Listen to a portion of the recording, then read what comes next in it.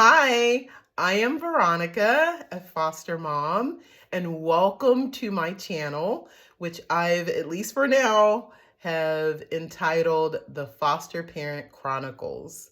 So the purpose of this channel is just to chronicle my journey, my personal journey as a foster parent. I get asked a lot of questions. People, when they find out I'm a foster parent, they say, hey, what is that like? What's required to do that? What are the children like? Even sometimes people ask me, isn't it hard when the children have to leave your home? So my hope is to answer all those questions and more during in this series of videos that I'm going to post to my channel. Also, the purpose of this channel is to help answer questions, to share some insight, some transparency, the struggles, but also the rewards of being a foster parent. So if you are considering becoming a foster parent, hopefully this will shed some light and to help you make a decision whether or not you're called to do this. I do believe that it is a calling. It's not something someone should just, at a spur of the moment, make that decision. You do have to carefully weigh your options and make an informed decision.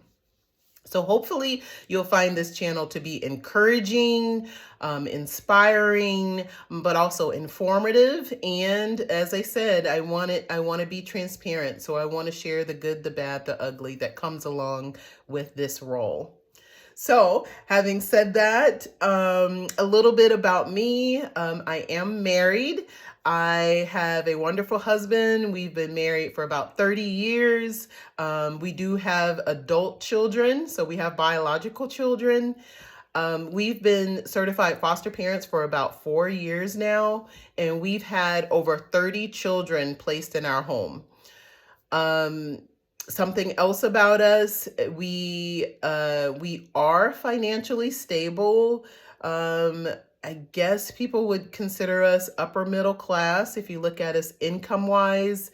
But the reason why I mentioned that is you may see like our home or our neighborhood or our vehicles in one of the videos. But I want to stress that being in middle class or upper middle class, whatever, is not a requirement to become a foster parent, okay? Now, you do have to do financial disclosures to whatever agency certifies you, but that is because they want to make sure you're at least able to meet your basic needs, that you're able to pay your bills before taking on a child, right? I'm pretty sure that that's kind of self-explanatory. But I will also tell you, you're not going to make money becoming a foster parent. It is totally a labor of love. You're not going to become, it's not going to be a source of income. It's not a job. As a matter of fact, if it's done right, the money that you receive, whether your agency calls it a stipend or reimbursement, whatever that is, when done right, when this role is done right, then that money goes into the children.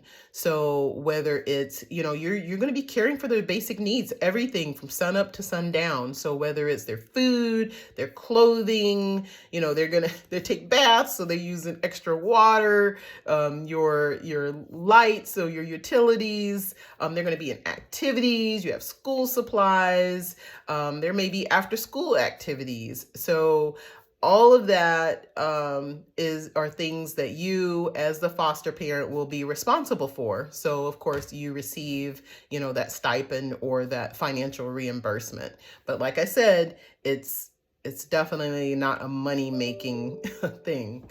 So, and nor should it be. Something else about me, I do have a master's degree, but that also is not a requirement to become a foster parent. So it doesn't matter if you have an advanced degree or if you have a high school diploma, you still can become a foster parent, and these children need you. Something else about me, I am a proud Christian. And that is not a requirement to become a foster parent. However, I do leverage, I lean heavily on my faith. not only in my decision to become a foster parent, but also to help me get through, the ups and downs of this journey. And if you're a person of faith, I strongly encourage you, you're going to have to lean on your faith. If you're not a person of faith, I do still strongly encourage you to find a source of strength that's outside of yourself, that's bigger than you. Because I can guarantee you, at some point during this journey, you're going to come to the end of yourself, and you're going to need something to help strengthen you and to help you be able to continue walking along this journey. And then, there's other things about me, but you'll probably get to know me more during subsequent videos. I probably already mentioned it. My husband and I have had over 30 children in our home. You'll hear them called placements. The process of placing a child with us is a placement. We do foster for our state's Department of Children's Services. So you may hear me say the department, or you may hear me say DCS.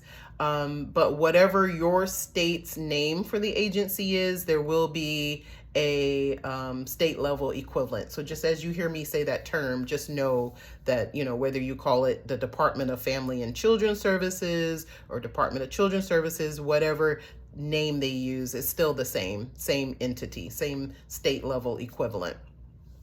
I've seen a lot of awesome channels that are super great related to fostering. I view them, I get tips from them, and encouragement, inspiration. Some of them answer basic questions. I've seen some from attorneys. They're talking about, becoming a foster parent and fostering to adopt and things like that, different topics. Like procedural things. I've also seen the ones that are more on the personal side. They're foster parents just like me, and they talk about their journey. They open their home. You get to hear a lot about their lives. What I think that you'll find unique about my channel is that I am going to focus my journey through the lens of the children that have been placed in my home.